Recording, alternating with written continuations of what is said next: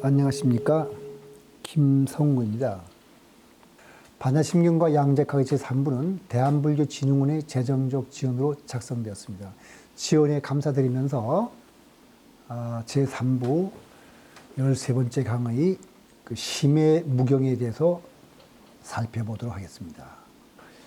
현상계의 사물들은 사실 무수히 많은 서로 다른 모습을 나타내고 있지만 이 가운데 어떤 보편적인 통일성과 법칙이 있다는 것이 부처님이 가르칩니다. 그 법칙이 바로 연기법이고 또 모든 사물에 공통된 어떤 근본적인 참모습이 있는데 그게 바로 공입니다. 실체가 없다는 거.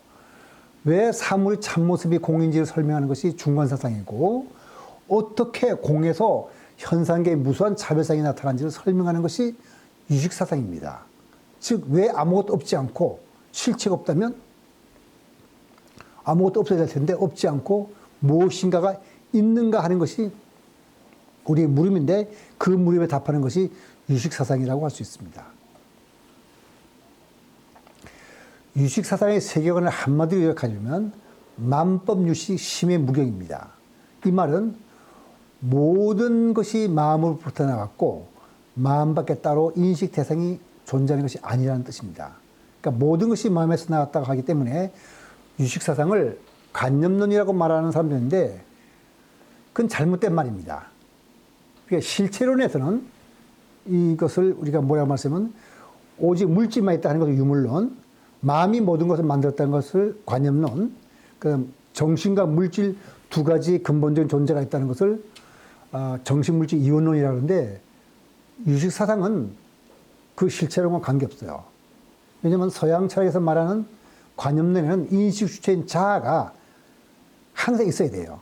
근데 유식사상에서는 외계에 존재하는 객관적 실제도 부정하고 그걸 인식하는 인식 주체도 없다 그러잖아요. 그러니까 둘 다 부정하면 그러면 허무주의인가?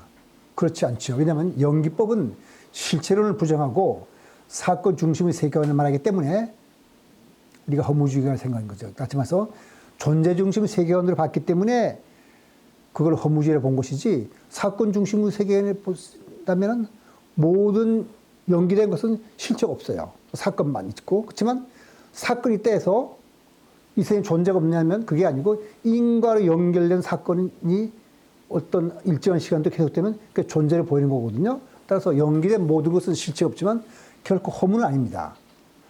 모든 것이 마음에서 나왔고 마음밖에 무엇이 존재하는 것이 아니라면 마음은 모든 것을 담는 그릇이라고 할 수 있겠네요. 그릇이라고 해서 어떤 형체가 있다는 것이 아니라 마음속에 존재하는 모든 요소들의 집합이라는 뜻입니다. 그래서 그걸 우리가 마음이라고 부르는 것이죠.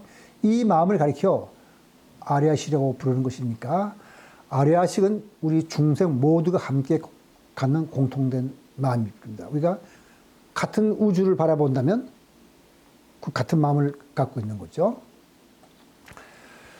그래서 반야심경을 과학적으로 살펴보는 이 강의에서 유식불교를 자세하게 살펴보는 여유는 없어요. 유식불교 자체만으로도 굉장한 강의니까 그러니까 요점만 살펴보겠는데 인지과학의 마음 개념과 비교해 볼 만한 것 중 반야심경을 이해하는 데 도움이 되는 기초 개념만 살펴볼 겁니다. 그러니까 부처님은 설법에 식은 아는 것이라고 그 뜻을 분명히 했습니다.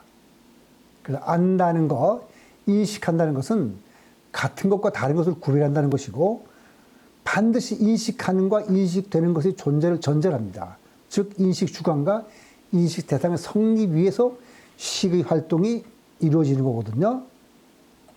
그러니까 유식이라고 할 때 식은 제6식이라고 할 때의 식과 한자를 같지만은 산스크리트는 다르죠. 왜냐하면 유식이라 할 때는 비즈나프티 마트라라고 하거든요.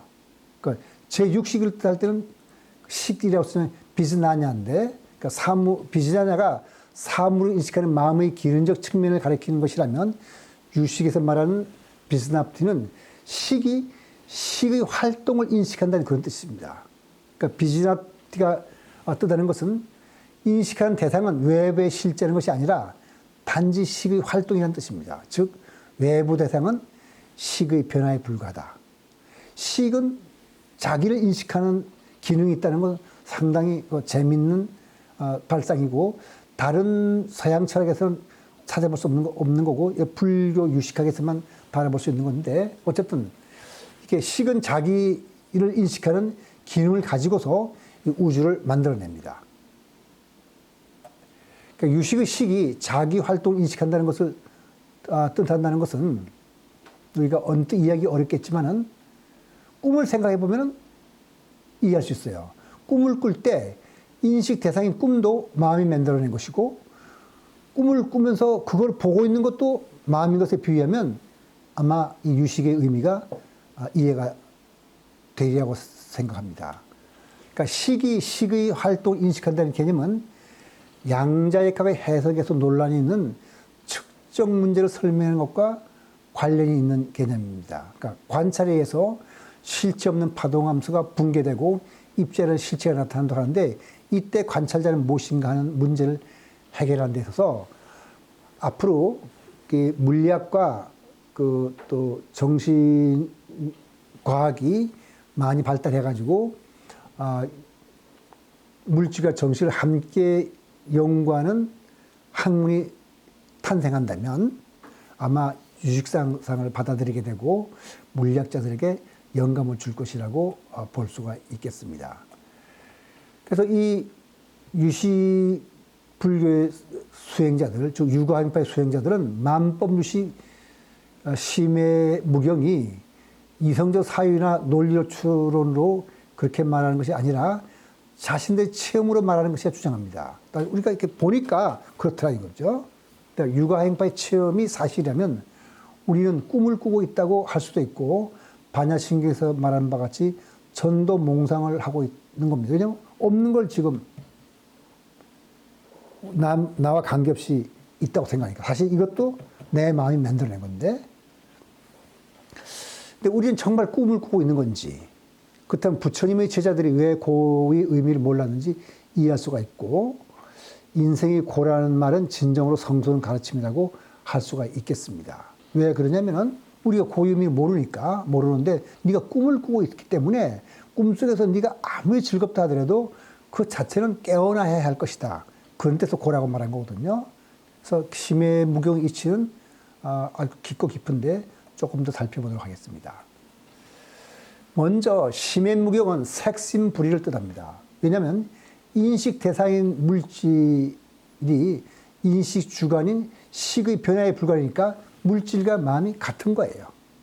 이 점에서 서양의 관념론하고 또 다른 거죠. 그러니까 우주가 나의 식전변이라면, 식이 변한 것이라면 그것은 또한 당신의 식전변이기도 합니다. 그 사람의 식전변이 다고, 따라서 인식 주관과 인식 대상이 본래 하나라는 것은 결국 자타불이를 뜻하는 것이거든요. 너와 내가 사실은 우리가 표층 의식에서는 다른 사람으로 보이지만 심층 의식에 연결됐다는 뜻입니다. 즉, 이 세상 전체가 사람뿐만 아니라 물질까지 합쳐서 분리할 수 없는 하나임을 뜻하는 겁니다. 그러니까 자타불이를 체득한 사람이라면 선악을 떠나서 다른 사람의 기쁨을 내 기쁨을 알고 그의 슬픔을 내 슬픔으로 여길 겁니다. 실제로 불교에서는 유식이 아니더라도 자타불이를 말하는데, 선승들 이걸 가리켜서 장서방이 마시고 이서방이 취하는 돌이라고도 말합니다. 그리고 부처님은 곳곳에서 다심통을 말하거든요. 다른 사람의 마음을 안다는 거죠. 그러니까 자타불이를 체득하지 못했다면 어떻게 남의 마음을 알 수 있겠습니까? 그 사람의 마음이 내 마음이니까 내가 그 사람의 마음을 아는 거지. 뿐만 아니라 부처님은 인식 주관과 인식 대상이 하나가 된 경지에 대해서 설합니다. 우다나의 8-1의 1번의 경에 보면 이런 말입니다. 비구들이여, 흙도 없고 물도 없고 불도 없고 바람도 없는 그런 영역이 있다. 그 속에는 세간도 출세간도 없고 태양도 달도 없다. 거기에는 오는 것도 없고 가는 것도 없고 멈춤도 없고 생기람도 없다. 그것은 만들어진 것이 아니며 괴로움의 끝이다.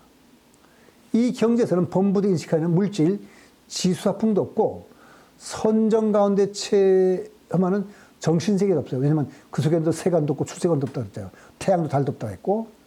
그 다음에 거기에는 오는 것도 없고 가는 것도 없다는 말은 뭡니까? 용수가 말한 팔불중구를 연상시키죠. 그 다음에 만들어진 것이 아니며, 그러니까 조작한 것이 아니란 뜻입니다. 그러니까 결함이 끝이다. 그건 뭐죠? 우주와 내가 하나가 되어 있는 거죠. 거기는 뭐 물질이라든지 이런 뭐 구별이 있는 게 아니고. 다른 종교들도 이런 체험을 해요. 그 힌두교의 성자 라마크리슈나는 신비가이지만은 프랑스의 문학가 로망 롤랑이 이 사람의 정기를 정도로 또 지적인 교류도 서양 철학자들과 지적인 교류도 한 사람인데 이 라마크리슈나는 그때 남이 채찍을 당할 때 그 고통을 느끼고 심할 때는 몸에 상처까지 났다는데 글쎄 여러분이 믿을지 안 믿을지 모르겠습니다만 저는 어쨌든 정기 있게 써있기 때문에 그걸 그냥 전합니다. 저는 솔직한 얘기로 믿어요. 그 다음에 그 기독교 신비가 마이스터 에크하르트 이렇게 말했습니다. 하나님을 어떻게 사랑할 것인가? 너희는 그를 그로서 사랑해서 한다. 다시 말해서 나와 다른 제3의 존재로서 사랑해서는 안 된다는 뜻입니다. 하나님이나 영혼이나 사람이나 이미지가 아니라 완전한 순수한 하나로서, 분리할 수 하나로서 이 하나 속으로 우리는 무에서 무로 가라앉으리니 하나님이 우리를 도와주소서. 그러니까 신과 내가 하나인 거예요. 그 후세인 이븐 만수르 알라지라는 사람이 있는데 이 사람 수피예요. 그 수피는 이슬람의 신비가를 말하는 거죠. 나는 내가 사랑하는 그이고 그는 내가 사랑하는 나이다. 여기서 말하는 그는 알라입니다. 우리는 하나의 육신 속에 머물고 있는 두 개의 영혼이다. 너희가 나를 본다면 너희는 알라를 보는 것이고 너희가 알라를 본다면 너희는 우리 모두를 보는 것이다. 이런 말 했다가 불경하다 그래서 오른쪽 그림 보면 교수형에 처하죠. 그때 만수르는 웃으면서 죽었다고 합니다. 어차피 전체가 하나이고 죽이는 자나 뭐 죽는 자나 신은 같은 거니까 잠시 흘러가는 파도가 사라졌다가 다시 생긴 것처럼 이 사람은 영생불멸을 믿은 사람이죠. 미국 토착 인디언 부족 샤먼이라 그러면은 우리나라 무당과 같은 사람인데 이 블랙 엘크라 그러는데 우주와 자신이 하나라는 것을 깨달을 때 평화는 사람의 영혼 속으로 찾아온다. 이 사람에 대해서는 민속학자인 존 네이하르트와 조세 앱스 브라운 등이 이 사람들하고 말해가지고 이 블랙 엘크라는 책을 썼는데 아주 많은 사람들이 관심을 불러일으키는 좋은 얘기들이 많이 있습니다. 어쨌든 전체가 분리할 수 없는 하나는 신비가들의 체험으로 많은 사람들에게 알 수 없는 주문처럼 들릴 수 있지만 이것은 심리학자나 물리학자들도 과학적인 바탕에서 유사한 얘기를 합니다. 우선 분리할 수 없는 하나라는 말 자체가 물리학자 데이비드 봄이 한 말입니다. 제2부 7강에서 얘기한 EPR이 제안한 아인슈타인, 포돌스키, 로렌이 제안한 실험을 원리적으로 같으면서 실제로 실험 가능한 실험 방법을 제안한 사람인데 이 데이비드 봄이 전체는 분리할 수 없는 하나라고 그랬어요. 그러니까 물질 세계만 놓고 본다면 베일리 정리에서 보듯이 이 세상 물질들의 실제성과 분리성이 있다면 물리계는 베일리 부동식을 만족시켜야 합니다. 그런데 그 전에 2부 7강에서 말씀드린 것처럼 스펙은 베일 부등식을 위반하는 사례를 관찰했거든요. 그렇다면 이 세상 물질계는 실제성과 분리성 둘 다 없거나 최소한 분리성은 없어야 돼요. 공간적으로 떨어진 두 물리계가 분리되어 있지 않는 것처럼 행동하는 것을 가리켜 우리가 양자 얽힘이라고 하는데 우주 만물은 서로 얽혀 있어요. 사실 이 양자 얽힘에 대해서는 제가 4부에서 강의를 한다고 그 전에 말씀드렸습니다. 그래서 브라이언 그린이라는 그 물리학자가 쓴 책이 그 대중들한테 물리학을 잘 그 해설한 책 중에서 우주의 구조라는 책이 있는데 거기 190페이지에 이런 말이 납니다. 우주의 만물은 태초에 한 지점에 출발했다. 따라서 우주의 근원을 추적해 들어가면 모든 만물은 양자적으로 얽혀 있다.